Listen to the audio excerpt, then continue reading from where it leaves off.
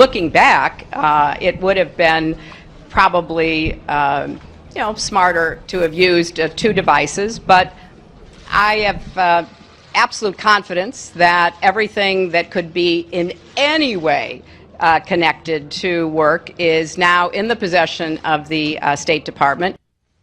Our guest is founder and director of the University of Virginia Center for Politics, a Rhodes Scholar who's also a multiple Emmy Award winner and New York Times bestselling author. His website, Sabato's Crystal Ball, is one of the most respected and quoted election update analysis sites in America. No one gets political race predictions more dead on. He's also author of the soon-to-be-released book, The Surge, 2014's big GOP win and what it means for the next presidential election. Let's welcome Larry Sabato to MidPoint. Larry, it's a pleasure to have you on the show. Thank you so much for having me. I have to start out by, first of all, asking, you saw Hillary Clinton's press conference or her meeting with the press, I would imagine, and I just need to get your immediate reaction when you heard a few of those wonderful notes that she dropped. Deja vu. The wonderful thing about being in your 60s is you remember lots of events, and it was Back to the Future, reliving the 1990s. I've seen this press conference many times, so have you. Anybody who lived through the Clinton administration, which involved many of these press conferences by Bill and Hillary, will recall the phrases that are used and the techniques that are used. And by the way, you have to say, they usually win. That, I guess, is the next point that we have to look at here, because she is being slammed by her own party. It is almost universal. I think maybe I could find 1 out of 1,000 people who are willing to stand with her after her meeting yesterday. But there are those people, Larry, who say it won't make a difference. Hillary will still be the Democratic nominee. She will still have the best chance to become elected president, and people still will fall for it. Why are they still falling for the Clinton mystique? Well, I would say she's still going to be the nominee. Let's leave the general election aside. I happen to believe that's going to be very close and very competitive for lots of reasons we can discuss some other time. So that is not a gimme. But being the nominee, I'm not going to say it's absolute. It's not certain, but it's highly, highly probable because she doesn't have any top-tier opposition. You can't beat somebody with nobody. Vice President Biden isn't going to run, and if he did, I think he would lose badly.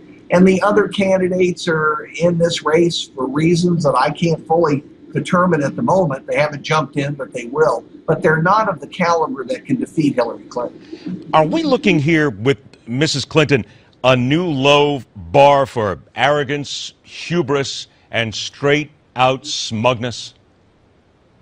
No, we've seen it quite frequently. I'm telling you.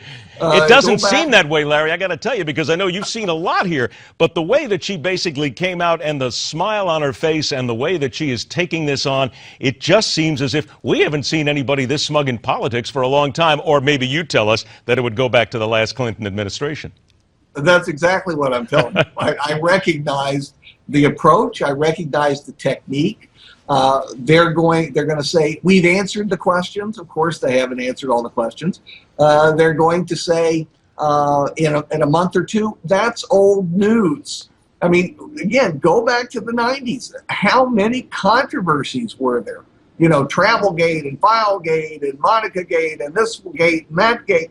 And it's always the same procedures. And generally speaking, it works. Then why do the American people still fall for it, though, Larry?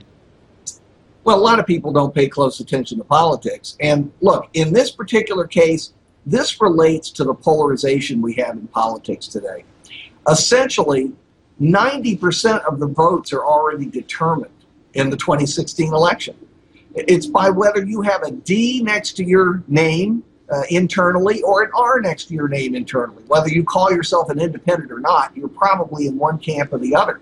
You're going to vote for your party's nominee, even if you say early on, oh, I don't like this person. By the time election day comes around, you'll vote for your party nominee.